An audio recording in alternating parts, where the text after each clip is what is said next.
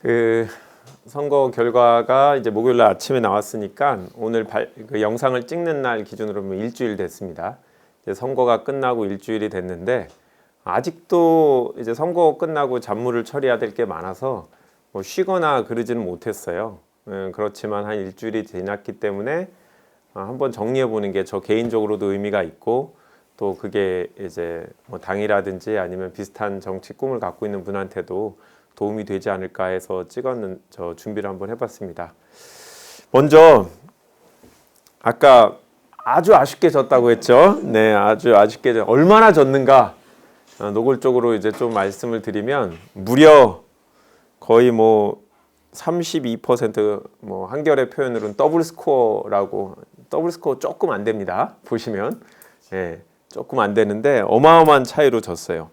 지난번 20대 총선하고 마찬가지로 미래통합당, 자유한국당이 최다 득표를 한 지역입니다. 계속 이제 강남병이 지난번에 처음 이제 생긴 지역인데 안타깝게도 요번에 최다 득표율의 영예를 이제 미래통합당에다가 드리게 됐습니다.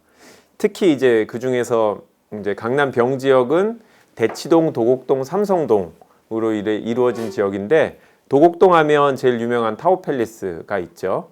오늘 누가 이렇게 아파트별로 이제 득표율을 쭉 정리해둔 자료도 이렇게 돌아다니던데 가장 미래통합당이 이제 아파트 기준으로 봤을 때 제일 높은 전국에서 제일 높은 득표율을 얻은 이제 아파트죠. 제가 11%를 얻었습니다.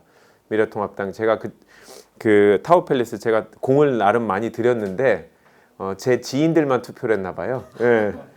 그래서 이게 제가 떨어지는 뭐 요인이 뭐 여러 가지 있겠지만 이 타워팰리스를 포함한 이 고가 아파트들에서의 부정적인 반응 이게 되게 큰 요인이었다라는 건 뒤에 좀 설명을 드릴게요. 얼마나 졌는가 뭐 가슴 아픈 얘기긴 한데 그래도 36,423표 지난번에 비하면 한 4,000표가 늘었어요. 오히려 그럼에도 불구하고 지난번에 한 57%의 투표율이었는데 이번엔 73% 어마어마하게 투표율이 늘어난 서울에서 가장 많이 늘어난 지역인 것 같아요. 그만큼 보수가 되게 적극적으로 투표를 한 지역이었다라고 말씀을 드리고 왜 졌는가라고 하면 너무 사유가 많아요. 그러니까 끝나고 나면 이제 내가 한 모든 것들이 진 요인인 것 같고 이긴 사람들은 내가 한 게 다 이제 이기는데 기여했다라고 보시는 것 같은데 저는 이제 조금 객관적으로 보려고 노력을 했는데 아마 주관적인 부분이 여전히 있을 거예요. 근데 첫 번째로 보자면 이제 지역에서 준비가 없었던 전략 공천이었다라는 게 좀 요인이 좀 큰 것 같아요. 보통 이제 한 6개월에서 2년 정도 사람에 따라서 지역을 다지는 작업들을 하는데 그렇지 않고 전략 공천을 받은 사람들이 이기는 경우들은 아주 그 당의 텃밭인 지역.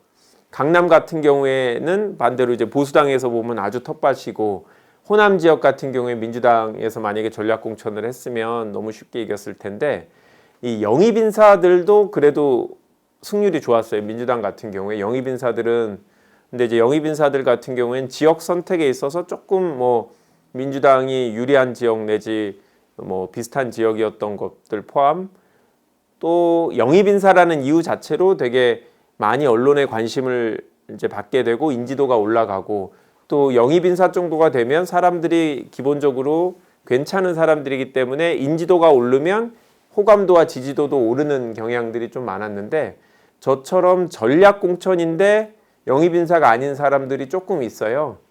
이런 사람들은 이제 특별히 언론에서 다뤄지지도 않고 관심사가 없다 보니까 이 인지도 자체가 되게 없었어요. 그러니까 인지도가 올라가면 그 안에서 저에 대해서 호감 불호감으로 갈리면서 이제 저에 대한 평가가 제대로 이루어질 텐데 아예 이제 뭐 알려지지 자체가 않았기 때문에 조금 어려움이 있었다. 물론 이제 진보 쪽 매체에서 조금 다뤄주고 이제 SNS에서 알려지긴 했지만 그거는 어차피 민주당 지지자들 사이에서의 우리끼리 어떤 이제 회자되고 이런 정도라서 선거에 영향을 미치는 정도는 아니었다고 냉정하게 얘기를 드리고 준비 기간이 짧다 보니까 아무래도 이 지역 내 사람들 우리 쪽 사람들 파악하는 데도 꽤 시간이 걸렸어요. 나중에 선거를 해보시면 아시겠지만 일단 이 우리 아군들이 정말 본인 선거처럼 뛰어다녀야 되는데 그렇게 해주기 위해서는 이 사람들에 대해서 제가 잘 알고 이 사람들하고 인간관계들을 이제 가지고 그래야 되고 아까 이제 뭐 다른 캠프에서 일하시는 분들이 계셨는데 이제 그러면 본인들이 그 캠프에서 일하는 동기는 여러 가지 있겠지만 그래도 후보하고의 어떤 인간적인 유대관계, 후보에 대한 어떤 확신 이런 게 있어야 사람들이 이제 자기 일처럼 움직여 주는데 그런 것들을 사람들한테 그런 마음을 갖게 하기까지 좀 시간이 걸렸고 끝내 못 갖게 하는 경우도 있었고 그 다음에 뭐 지역 내 이슈들 이런 것들을 파악하는 것도 시간이 조금 걸렸고 공약을 마련하고 이런 것도 아무래도 부족함이 있었고 제가 사무실 사진을 2개 올려놨는데 현실 정치를 하다 보면 이 현수막을 걸을 수 있는 건물을 찾는 것도 상당히 일이 걸려요. 제가 35일밖에 시간이 없는데 그 앞에 며칠을 사무실을 구하는데 시간을 다 썼어요. 그만큼 현수막 왜냐하면 단기로 사무실을 빌린다는 게 사실 쉽지 않거든요. 한 2달, 1달 빌리는 거 빌려주는 데도 없을 뿐더러 이렇게 현수막을 건다라는 거는 제가 보면 이 유리창들이 여러 개를 가리잖아요. 그러면 그 유리창에 들어있는 사무실에 다 동의를 받아야 되는 거예요. 이런 것들이 되게 어렵다. 그래서 그 다음에 또 팀워크, 우리 같이 이제 상근할 사람들을 구성하는 것도 힘들다. 보통 현실 이미 이제 국회의원으로서 출마할 때는 국회의원 사무실에 있는 보좌관들만 해도 인턴까지 하면은 뭐 거의 10명 정도 될 텐데 9명, 10명 그 사람으로도 충분히 되는데 저 같은 경우는 그거부터 이제 갖춰 나가야 되기 때문에 이런 시간이 되게 많이 걸렸다. 참고로 저는 다른 지역에서 조금 준비를 했었어요. 이제 그러다 보니까 그나마 준비가 좀 돼 있어요. 사람도 있었고 어떤 이제 지역 공약을 제외하고 제가 정치인으로서 갖고 있는 비전을 제시할 수 있는 자료들 이런 것들이 준비가 돼 있었음에도 불구하고 상당히 시간이 많이 걸렸다라는 점을 좀 말씀드리고 인지도 부족은 아까 말씀드린 거의 연장선상인데 중앙 일간지에서 다뤄주질 않는 거예요. 이 강남 병 지역인데 보시면 여론조사가 한 번도 없었어요. 아예 이제 관심사가 아닌 지역. 왜? 어차피 보수당이 되는 지역이기 때문에 다뤄주질 않아. 그 다음에 혹시 다뤄주면 이 보수 매체에서 다뤄주다가 이거를 혹시 진보 쪽 후보들, 민주당 후보한테 득이 될 수도 있으니까 아예 다뤄주지도 않더라고요. 제가 다른 뭐 SNS나 유튜브 방송에서 얘기했던 건데 처음에 갔을 때 지역에 대한 어떤 분석 자료들을 당에서 줬어요. 근데 이거를 보고 제가 남들한테 공개하지 말아야겠다라고 생각했던 게 그 중에 이제 좀 일부인데 보시면 당 지지율 자체가 33% 차이더라고요. 시작할 때. 다음 두 번째 문 대통령에 대해서 못한다라고 하는 게 62% 어마어마하게 높은. 그래서 이거를 내가 내 개인기로 극복할 수 있을까? 아니면 혹시 한 달 내에 뭐 엄청난 이 전국의 이슈들이 생겨갖고 이게 급변될까라고 생각했지만 그 꿈은 이루어지지 않았다. 라는 거고 거의 결과가 이거랑 크게 차이가 안 나요. 그래서 이게 구도 선거는 이제 구도도 중요하다고 하잖아요. 이제 구도가 되게 중요한 영향을 미쳤다. 그러니까 제가 정말 뛰어난 개인기가 있었다라고 하면 이거를 다 극복하고 올렸을 수 있는데 종국적으로 봤을 때 안타깝게도 인물은 큰 변수가 되지 못했던 게 아닌가라는 생각이 들어요. 또 이슈 선점 실패를 한 건데 이거 너무 우울하게만 되게 못한 것들이 쭉 나오는데 그냥 저는 객관적으로 한번 평가를 이제 스스로 하고 싶어서 하는 거니까 저 어떻게 저렇게 잘못한 게 많은 후보가 나왔지라고 생각하지 마시고 제가 이제 종부세, 재건축, 교육 이 세 가지 이슈를 제시를 했는데 제가 먼저 얘기를 했어요. 하지만 결국 이거는 이 부분에 대해서 민주당이 제대로 이제까지 대응을 못했던 거를 공격 형식으로 제가 얘기를 했다고 하지만 실질적으로는 수비밖에 못한 거예요.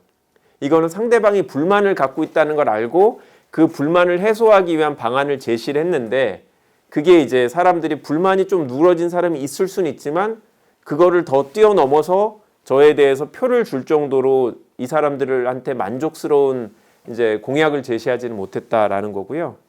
다른 지역들은 코로나19에 대해서 정부가 되게 적극적으로 잘 대응했다라는 게 되게 통했던 것 같아요. 당에서도 그날 후보들한테 오늘의 메시지란 걸 보내줘요. 유세를 할 때 이런 내용으로 얘기해달라고 해서. 근데 그 중에 상당수는 계속 코로나19에 대한 대응을 정부가 잘했다라는 걸 강조해라라는 건데, 제가 지역에서 좀 해봤는데 전혀 먹히지가 않아요. 사람들이 관심이 전혀 없어요.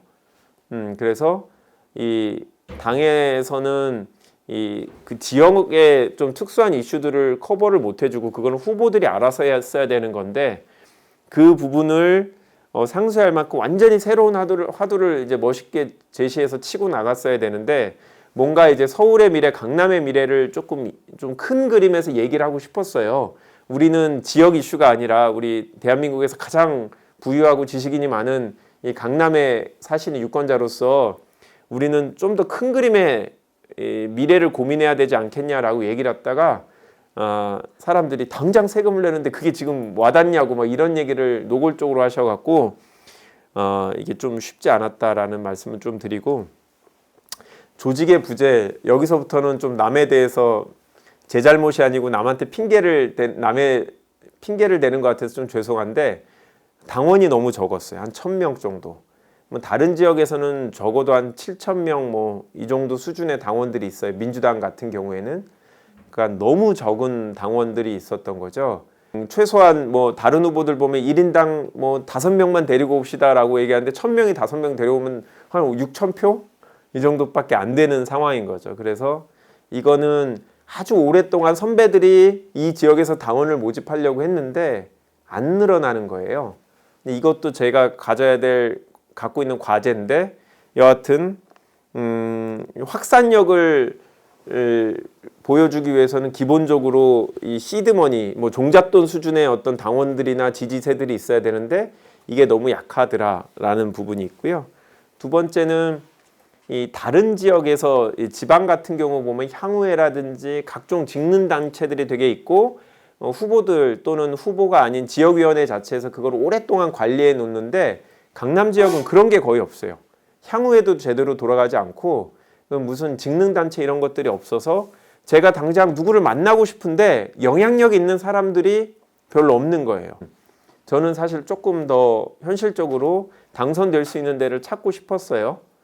그런데 그게 이제 용이하지 않았고, 당에서 볼 때 제가 누구나 될 수 있는 지역에 가서 제가 활동하는 것보다는 제 어떤 갖고 있는 정치적 자산이나 스펙이나 이런 것들이 강남에 더 맞는다고 당에서 판단을 한 거죠. 좀 제가 다른 방송에서도 얘기했는데, 저는 정말 민주당 성향에, 이 민주당을 정말 어릴 적부터 좋아하고 그랬지만, 제가 가지고 있는 이제 백그라운드, 보수스러운 스펙을 갖고 있어갖고 사람들이 저 사람이 정체성에 대해서 되게 의문을 갖고 있는 게 아닌가라는 생각들을 저 스스로도 했고, 사람을 만나면서 조금 느꼈어요. 민주당에서 내가 이거를 이제 극복하기 위해서는 나의 민주당에 대한 짝사랑을 한번 좀 제대로 보여줘야겠다는 생각이 들어서, 저한테 이제 강남병에 가라는 제의가 있었을 때 한 2시간 정도 고민을 했는데 오래 못했고, 그때 저는 이거는 한번 이제 어떻게 보면 안 될 수도 있지만 희생이지만 내 짝사랑을 보여줘야 그 다음에 저 사람이 나를 사랑을 같이 해줄지, 뭐 연애했을 때 기분이랑 비슷한데 1%의 가능성은 지금도 그렇게 생각해요. 도전하지 않았으면 기회는 전혀 없었으니까, 도전했기 때문에 비록 떨어졌지만 저는 1%의 가능성이라도 있다라고 생각하고, 중간에는 1%보다 훨씬 높은 줄 알았어요. 착각하고 지냈어요. 되게 우리 지지자들이 되게 많이 뭉쳐서 저는 진짜로 되는 줄 알았어요. 중간에는.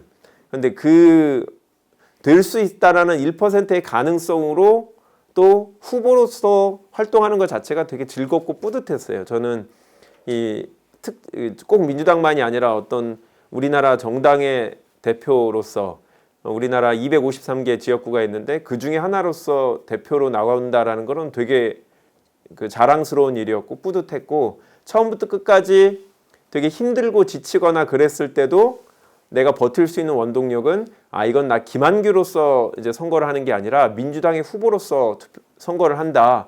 그렇기 때문에 내가 여기서 힘들거나 지치면 이거는 내 어떤 책임을 방기하는 거다라는 생각이 되게 강하게 있었고, 그게 되게 즐거우면서 또 뭐 힘든 부분이기도 했는데, 하여튼 1%의 가능성도 이라도 있었기 때문에 도전했다라는 건 지금도 잘한 선택이라고 생각해요. 정치적 경험의 축적이 많이 됐죠.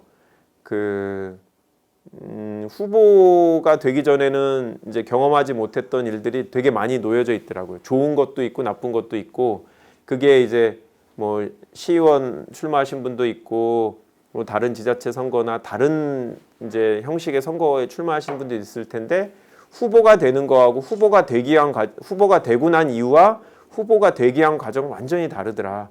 후보가 되고 나서는 되게 많은 이제 경험을 새로 했다. 이 부분은 뒤에 조금 더 설명을 해드리고, 그 당시는 뭔지 몰랐지만 그런 게 있을 것 같았어요. 내가 가지 않은 길을 걸어보면 뭔가 나한테 올 거라는 막연한 기대가 있었고, 그 기대는 맞았다라고 말씀을 드리고, 어려운 것들은 뭐 많이 있었고, 뭐 그것도 또 나중에 뭐 사석에선 더 많이 할 얘기가 있겠지만, 공식적으로 얘기를 하자면 시간이 부족했다. 이게 여러분들이 하는 얘기예요. 저도 그렇게 느끼고 도와주신 분들도 정말 안타까웠다. 이게 조금만 더 있으면 후보의 인지도도 올라가면 이제 그 중에 상당수는 또 호감도로도 올라갈 수 있는 분위기였다라고 얘기를 하셔서 시간이 부족했다라고 느끼는데, 일단 사람을 한번 보면 사람들이 일단은 그래도 호감을 많이 갖게 되더라고요. 저만이 아니라 누구나. 그래서 뭐 정말 싫어하는 사람도 그 사람이랑 악수 한번 하면 기억이 남는 거. 나 정치인 누구랑 악수 한번 했다. 근데 저는 이제 그런 것들을 사람들한테 줄 시간적 여유가 부족했고, 이 코로나19 때문에 특히 악수를 못 해요. 악수를 해보면 정말 조금 더 달라요. 제가 이제 다른 지역에서 준비하는 시간까지 해서 한 1년 정도를 준비했는데, 그 전에 만났던 사람보다, 제 인생에 만났던 사람보다 1년 내에 만나고 악수한 사람이 훨씬 더 많았어요. 명함을 받은 숫자라든지. 근데 악수를 해보면 그런 얘기들이 있어요. 사람들이 악수를 하면 욕은 안 한다고 해요. 그게 되게 큰 거잖아요. 근데 악수를 해보면, 또 다른 분도 얘기하셨는데, 악수를 하면서 이 사람들의 반응을 느낄 수 있는 그런 게 있어요. 그 정치인으로서 생판 모르는 사람 악수를 해보면 이제 갈수록 분위기가 나아지고 뭐 이런 것들이 있는데, 저는 이제 그런 거를 제대로 느끼기도 전에 이제 선거가 끝냈다라고 말씀드리고, 강남 지역의 특수성이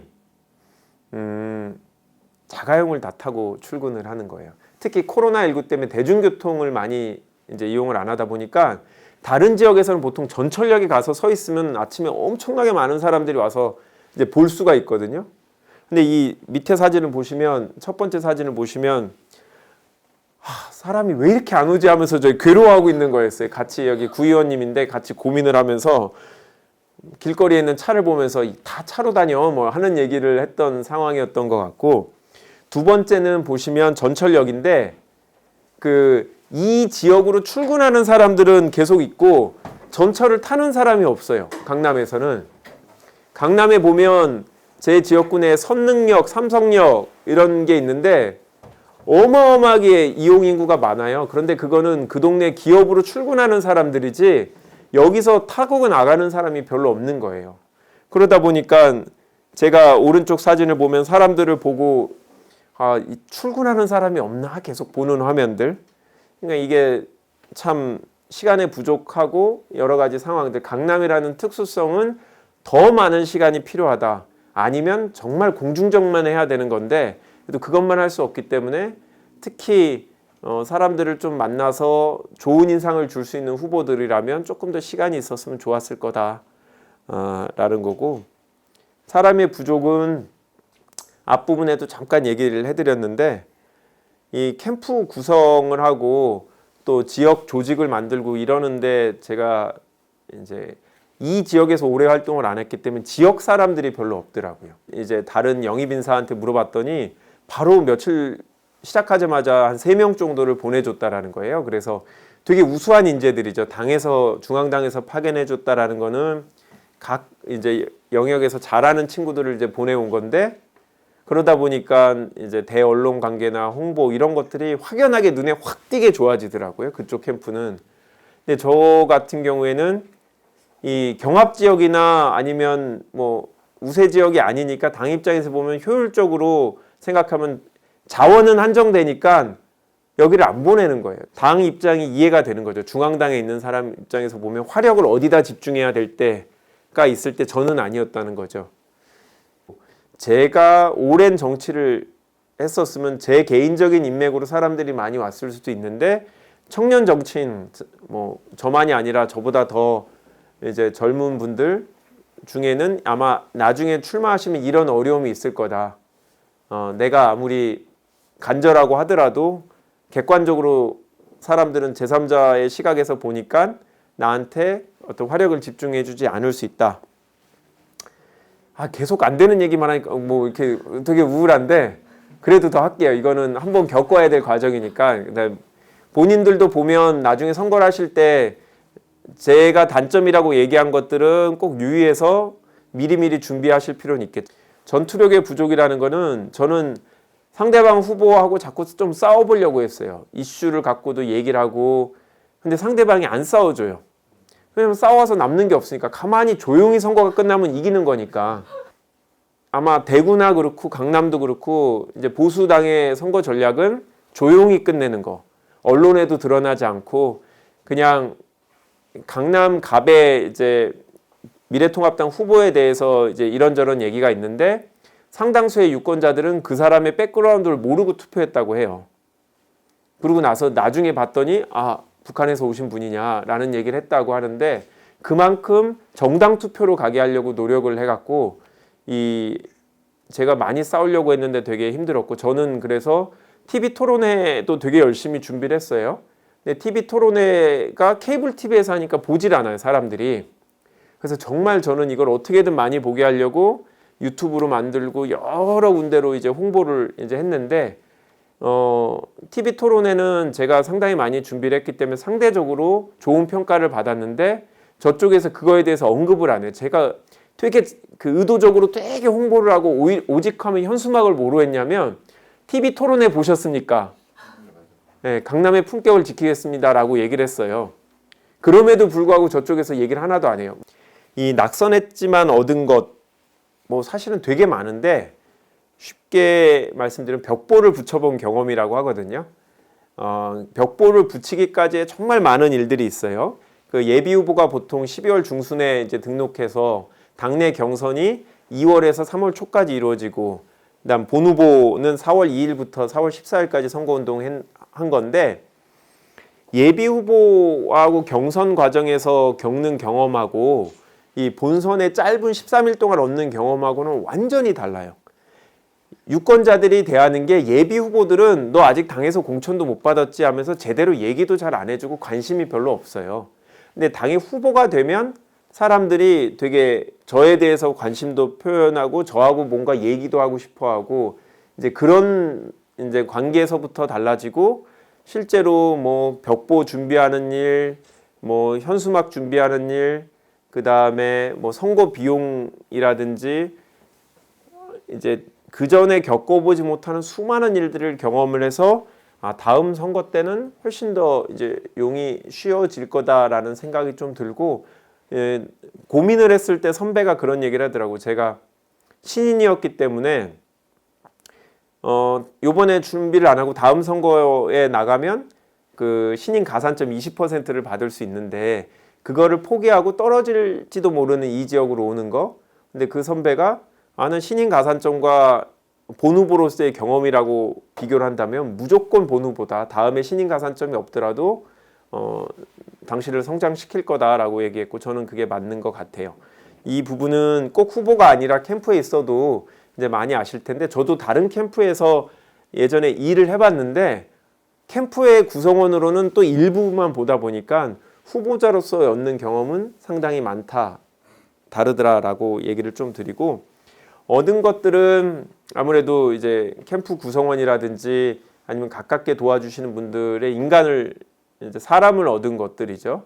뭐 왔다가 사라진 분들도 있지만 그래도 남아있는 분들은 좀 인간적인 유대관계가 생기고 앞으로 제가 새로운 일을 하던 그분이 새로운 일을 하던 서로 도와줄 수 있는 인간적인 관계에 신뢰가 생겼고 그것들은 정말 힘들게 싸워보지 않으면 안 생기는 동지애들이 좀 생기는 것 같아요.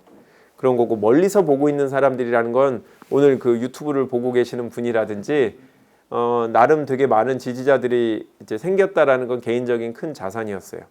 제가 35일 동안 그 정도 현장에서 딱 공천 받고 나서 한 35일 정도였어요. 선거 운동은 35일 풀로 못했지만 아까 얘기한 대로 사무실 구하고 이러다 보니까 35일 동안 중에 초반에 한 20일들은 아무도 나를 몰라.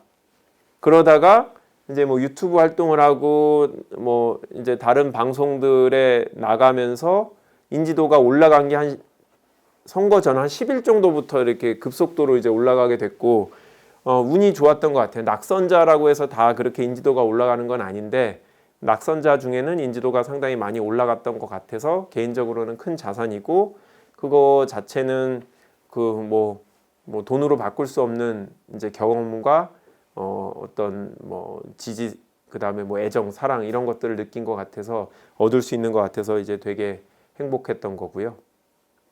오늘도 어떤 분이 과연 왜 정치를 하느냐, 뭐 어떤 정치를 하고 싶느냐 이런 것들을 묻는데, 선거 때는 그런 얘기를 하기가 되게 힘들어요. 본 후보한테는 묻지를 않아요. 왜냐하면 그거는 다 준비된 상태에서 구체적인 공약에 대해서 보통 지역 언론사들이나 중앙 언론에서도 보통 다루지, 이 사람이 정치 철학, 이 사람이 왜 정치를 하는가에 대해서는 거의 얘기할 기회가 없어요. 특히 저는 강남에서 얘기하지 어려웠던 부분이 왜 정치를 하는가, 어떤 정치를 하고 싶은가. 저는 개인적으로는 이 뭐 더불어 사는, 아니면 잘 사는, 다 함께 잘 사는 이런 사회를 꿈꾼다라고 얘기를 사석에서는 많이 했고 그렇긴 한데, 강남병에서는 얘기하기가 힘들었어요. 이 강남에 정말 잘 사는 분들이 생각할 때는 뭔가 함께 잘 사는 이런 거라고 하면 자꾸 사회주의다, 공산주의다 이런 식으로 보수 매체에서 자꾸 이제 공격을 하다 보니까 얘기하기가 힘들었는데, 저는 실제로 이제 변호사로서 한 16년 동안 일을 하면서 대기업을 대리하는 경우도 있지만 중소기업들의 아픔을 이제 볼 일도 있었고, 이제 그러다 보니까 이 한 명 한 명의 개인들 간의 소득 격차도 있지만 대기업과 중소기업들, 중견기업들 간의 어떤 현저한 어떤 협상력의 차이라든지 경제력의 차이 이런 것들도 보고, 그래서 이게 분명히 갈수록 뭔가 소득 격차나 사회적 격차가 벌어지는구나.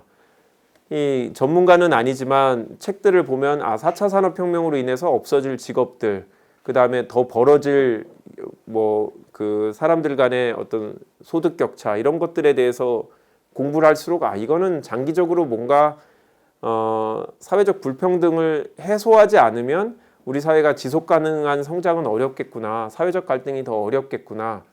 근데 나는 나름 사회적으로 성공한 직업을 갖고 있고 여유 있는 직업을 갖고 있고 여유 있는 생활을 할 수 있고, 이러다 보니까 내가 이런 얘기를 하는 거는 오히려 사람들이 좀 들어주지 않을까. 내가 나한테 돈을 더 달라는 게 아니라 나는 내 거를 나누더라도 분명히 우리 사회를 위해서, 장기적인 미래를 위해서 이런 과제에 대해서 고민할 필요가 있지 않냐.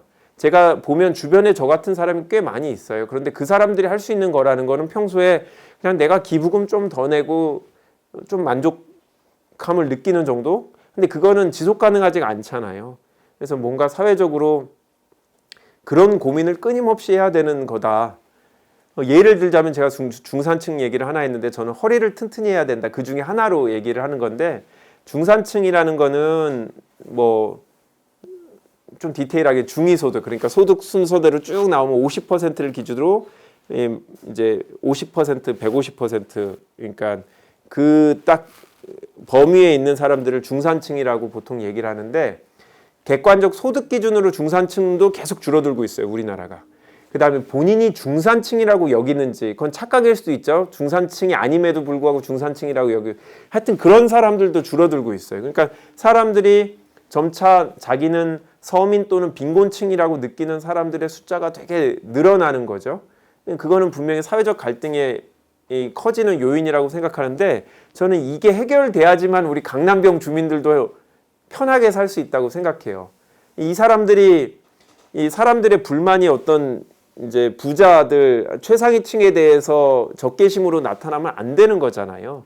이거는 그분들도 원하지 않고 그분들도 본인들의 삶을 유지하기 위해서는 사회 전체가 전반적으로 이제 만족하고 안정된 삶을 유지해야 된다. 이런 얘기들을 하고 싶었는데 초반에 조금 꺼냈는데 아직은 이 강남이라는 지역에서 받아들여지기 참 어렵더라. 근데 저는 민주당 후보이기 때문에 당선인을 해야 된다라는 당의 지령을 받고 뭐 당의 지령이라니까 좀 표현이 이상한다. 당에서 주어진 과제를 수행을 해야 되기 때문에 제 개인적인 정치적인 성향은 조금 이제 의도적으로 많이 드러내지 않고 이 지역 주민들이 원하는 공약들을 주로 얘기할 수밖에 없었어요. 그거는 개인적으로는 김한규라는 사람을 드러내고 김한규의 어떤 생각을 공유할 수 있는 기회는 많이 갖지 못해서 아쉬웠지만 이 공당의 후보이기 때문에 당선이 중요해서 어쩔 수 없었던 거고 제가 이거는 선거 끝나고 해단식에서부터 제가 이런 마음을 얘기를 했고 앞으로의 정치를 할 때는 이런 저의 마음을 제가 갖고 있는 생각을 계속 발전시키고 더 같이 나누고 구체적인 내용들을 조금 더 할 거. 오늘은 그 중에서 아주 일부 얘기만 한 건데 이 부분에 대해서 좀 얘기를 하지 못했다라는 게 이제 선거 때 조금 아쉬웠던 부분이고요. 시간이 많이 지났는데 마지막 슬라이드인데 이제 여기서 아까 이제 출마하시고 싶은 꿈을 갖고 계신 분도 있고 출마했다가 이제 뭐 또 다음 기회를 보시는 분도 있는데 공천받기가 정말 어려워요. 사실은 이 정치 지망생들은 엄청 많은데 우리 현실 지역에서 지금 지역구 당선자를 낸 당은 3군데밖에 없잖아요. 근데 지역은 전국에 253개, 이제 소선거구제에서 253개인데 여기서 공천을 받는다는 건 정말 어려운 일이다. 현실적으로 이게 뭐 몇 년 준비했는데도 안 되는 경우들이 많다. 왜? 나보다 더 열심히 준비하고 나보다 더 뛰어난 자질을 갖고 있고 나보다 더 좋은 네트워킹을 갖고 있는 사람들이 계속 있다.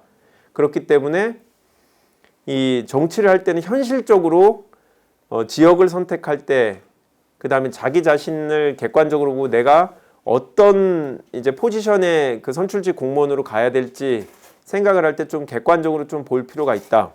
우리 기회는 평등하고 과정은 공정하고 결과는 정의로울 것이다. 제가 정말 좋아하는 문재인 대통령의 말씀인데 과연 우리 한국 정치에서 공천이 그러느냐? 특정 정당의 얘기가 아니고 언론을 보시면 아실 거예요. 공천의 불협화음은 어느 당이나 있었고 제가 봤을 때 민주당의 경우는 제가 소속된 민주당의 경우는 예전에 비해서 엄청나게 줄어들었어요. 그 불협화음이라는 게 소위 말하는 시스템 공천으로 나름 되게 노력을 했지만 그럼에도 불구하고 불만족스러워하는 사람은 상당히 많을 수밖에 없다. 선거는 유권자들의 마음을 얻는 건데 이건 되게 기술적인 부분이 있어요. 하나 예를 들자면 그 경선을 할 때 김한규라는 이름을 제시하고 사람들한테 김한규를 뽑겠냐면 김한규를 모르는 사람이 태반이에요. 인지도가 낮으니까. 그러면 어떻게 하냐면 이 사람의 대표 경력 2개를 제시하게 해요. 그러면 그 경력 2개를 어떻게 쓰느냐에 따라서 내 득표율이 현저하게 차이가 나는 거예요. 그러면 이 득표율에 영향을 미치는 경력을 만들어내는 거는 되게 심리적인 요인들을 이해를 해야 되는 거죠. 유권자들의. 그러니까 그래서 선거는 되게 기술적인 부분이 많은데 자기가 자랑하는 경력을 낸다고 해서 되는 건 아니에요. 자기가 뿌듯해하고 만족스러워하는.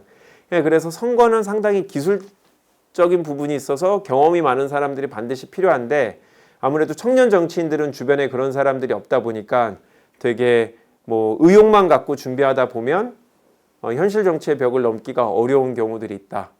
그 인간관계가 중요하더라라는 얘기를 이제 드리는 거는 뭐 여러 가지예요. 후보에 따라서 결론이 많이 달라질 수도 있지만 후보가 혼자서 할 수 있는 건 되게 제한적이다라는 말씀을 많이 드리고 그게 첫 번째는 아까 공천받는 과정부터 말씀드리는 건데 정말 나 혼자 잘났다라고 생각하시는 분들이 정치인들 중엔 정말 많은데 수많은 사람들이 공천을 못 받고 아니면 뭐 공천을 이제 받기 위해 시도하다가 초반에 이제 힘들어져서 이제 포기하신 분이 되게 많아요. 그 다음에 이제 당내에서만이 아니라 여기 계신 분들도 그럴 텐데 본인들이 비슷한 관심사를 갖고 모여 있는 사람들이 되게 힘이 많이 되고 이제 그런 것들이 갑자기 하루아침에 생기는 게 아니더라. 평소에 여러 사람들과 유대 관계를 가져야 되더라. 이게 되게 청년들한테는 되게 어려운 얘기예요. 왜냐하면 마치 이게 인맥이 좋아야 된다라는 것처럼 들릴까 봐. 근데 꼭 그렇지는 않은 것 같고 꼭 그런 누구의 덕으로 뭘 한다라는 것보다는 나 혼자 할 수 없는 일들이 너무 많다라는 것을 좀 인식을 하시고 미리미리 준비를 하기 위해서 여러 가지를 해야지만 그 중에 한 가지 좋은 인간관계 또 다양한 인간관계를 갖는 게 필요하다라는 이제 말씀을 드리고요. 저는 이제 강남병에 나와서 이렇게 출마하고 되게 여러 분들의 관심을 받고 지지를 받고 지금 여기까지 와서 이 복귀를 이렇게 웃는 얼굴 할 수 있는 거는 다 이제 많은 분들이 도와주셨기 때문이고 저는 지금도 후회하진 않아요. 떨어졌고 서울 시내에서 가장 적은 표를 얻은 적은 민주당 후보가 됐지만 이게 저는 그런 이제 어떤 부정적인 결과보다는 훨씬 더 얻은 게 많고 정말 여러 사람들이 그 같이 저의 경험을 나누면 본인들이 도전할 때도 도움이 될 것 같고 저는 장기적으로는 저 스스로 김한규라는 사람의 정치적인 경험도 쌓아서 제가 할 수 있는 일을 더 해야겠지만 개인적으로 또 한 번 하고 싶은 거는 청년들 제가 이제 나이가 많아서 청년에서는 더 이상 이제 청년으로 취급받지 못하는 나이가 되겠지만 그렇더라도 저는 이번 경험을 통해서 정말 청년 정치인이 많이 필요하다라는 걸 느꼈거든요. 그래서 일부 이제 우수한 인재들이 이제 국회에 들어갈 수 있게 됐지만 앞으로는 이제 더 많은 분들이 이제 들어갈 수 있도록 좀 도우는 역할을 하고 싶어요. 이런 얘기하면 아니 너도 안 됐는데 무슨 남을 돕냐라고 하지만 중이 제 머리는 못 깎아도 남의 머리는 또 깎아줄 수 있으니까 같이 도우면서 또 할 일이 있지 않을까 싶습니다. 하여튼 그동안 도와주신 분들 정말 감사드리고 조금 이따 다시 윤 기자님하고 얘기를 하겠지만 앞으로도 관심 보여주시고 궁금한 게 있으면 별도로 유튜브 댓글이라든지 다른 경로로 주시면 제가 또 다음 기회에 또 말씀을 드리도록 하겠습니다. 지루한 얘기, 떨어진 얘기, 아픈 얘기 긴 시간 경청해 주셔서 감사합니다.